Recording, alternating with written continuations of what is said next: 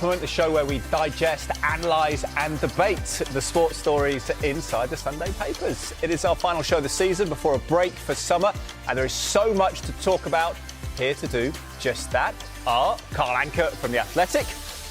Welcome, Carl. Dominic King from The Telegraph. Good to see you, Dom. And the Sun's Jack Rosser. Welcome to you, Jack. Great to have you all here. Let's see what's making the headlines then. This heartbreak is the headline in the Sunday Telegraph after PSG beat Arsenal on penalties to win the Champions League. The Sun calls it Gabriel, with a picture of the Arsenal defender being consoled by Brazil teammate Marquinhos. The same picture after Arsenal just miss out on an historic double. A heartbreak is reflected on the Mail on Sunday's back page, and there's more at the bottom of the page on Liverpool too. Line is gonna sting.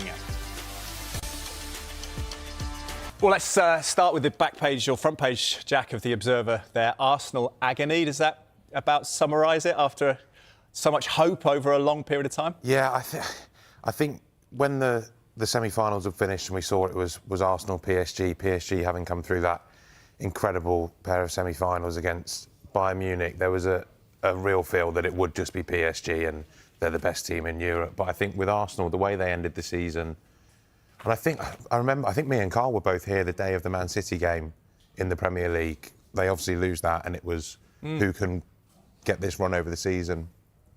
And it sort of went unnoticed that Arsenal won 5 on the trot and stormed it while City really struggled. And that confidence has really built within Arsenal. So I think the closer we got to the final, the more hope would have built within Arsenal fans.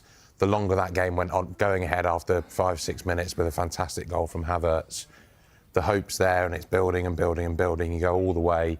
Eze misses the penalty. That's a very poor penalty. But then David Raya pulls them back in. Everyone's back up again.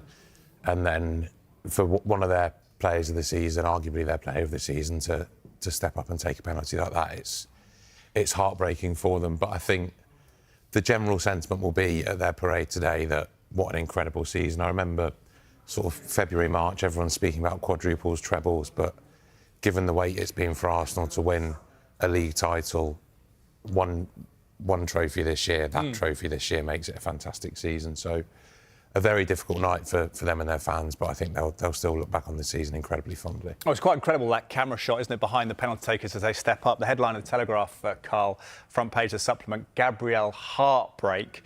We stood up behind him as he ran round, got the angle for his left foot. You were just saying, though, that you didn't feel 100% convinced he was going to score. It was a strange shootout. I think, well, the new angles now for penalty shootouts where it's directly behind the taker, sometimes you can't quite get a field of depth. And for me, I always feel a bit off when someone's starts from a straight run up. You're going, hang on, don't do that. But penalty shootouts are sometimes got more in common with the poker match rather than football. And for me, watching it, I didn't get the sense PSG's goalkeeper was going to save a single one. So I was surprised that Gabriel didn't go for just simple, put it down the middle. He went for power, and then it went over the bar. Difficult for a lefty? No, there's always a cliche, isn't there, about this is a common misconception that left-footed penalty takers are worse. We have the brilliant Lim Tham on The Athletic did a piece last season about how more penalties are being converted because we've got more left-footers. So yeah, a really common misconception that left-footers take worse penalties is completely false. There's a piece in the Sun, Martin Lipton's report, though, Dom, saying glory out of reach for Gabriel after Penn's sink at Arsenal. Not fair, simply not fair, writes Lipton. It's just plain wrong that the man who'll be remembered for losing the Champions League final was the best player in red and white, maybe the best player of the season, but especially last night. Is that a fair assessment from Martin? Yeah, he's had a fabulous season. He's been like a magnet at times in terms of repelling attacks and putting his head in the danger zone.